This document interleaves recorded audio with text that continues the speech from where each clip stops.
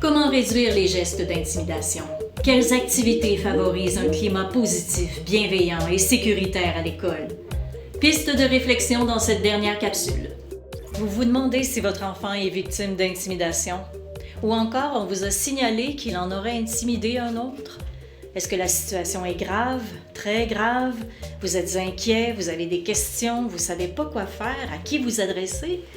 Ces capsules de la Fédération des comités de parents du Québec vous aiguilleront vers les ressources appropriées.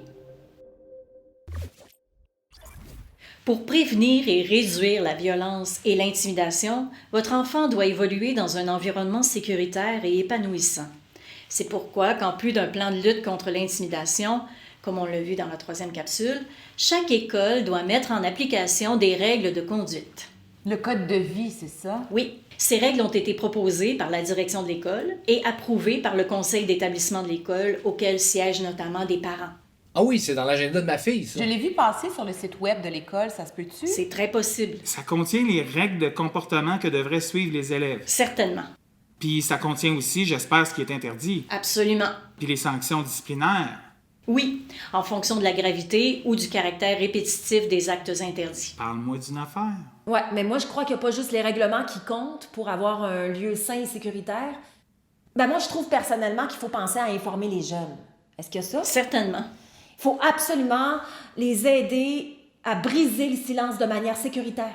Est-ce qu'il y a ça? Absolument.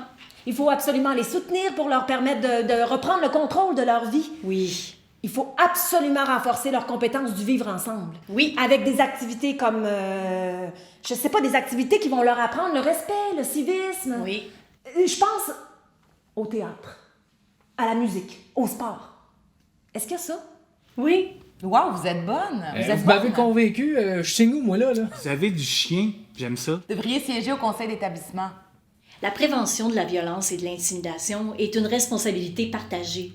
Tout le monde doit s'impliquer, pas juste le monde scolaire, pas juste les enseignants, personnel de soutien, services de garde, chauffeurs, direction Mais d'école. aussi les parents, les élèves. Les parents, c'est nous autres. Les 2 mots-clés sont information et engagement. Informer, c'est s'assurer de la diffusion du plan de lutte à tous les parents, incluant le bilan annuel de celui-ci. Informer, c'est aussi permettre aux parents à la FON d'avoir accès à une traduction de ce plan-là. C'est s'assurer que les capsules et le guide dont elles s'inspirent circulent et soient consultés. Abonnez-vous à notre chaîne. Partagez-la sur les réseaux sociaux. Partager ces capsules, c'est s'engager à faire une différence dans la vie de nos jeunes. On peut aussi s'engager en signant la déclaration contre la violence et l'intimidation disponible à la fin du guide. Refuser la violence et l'intimidation. Engagez-vous à agir en adoptant un comportement empreint de respect. En adhérant aux valeurs de tolérance, d'ouverture aux autres et d'acceptation. En mettant en place des solutions pour prévenir la violence et l'intimidation. En dénonçant les actes d'intimidation et de violence.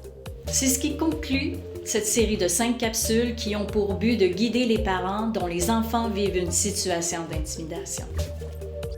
Si vous avez apprécié cette vidéo, n'hésitez pas à nous le faire savoir en la marquant d'un j'aime. Et abonnez-vous à notre chaîne où plusieurs autres vidéos sur l'intimidation sont disponibles. Si vous voulez approfondir le sujet, vous pouvez consulter notre guide pour faire face à l'intimidation en suivant le lien ici-bas.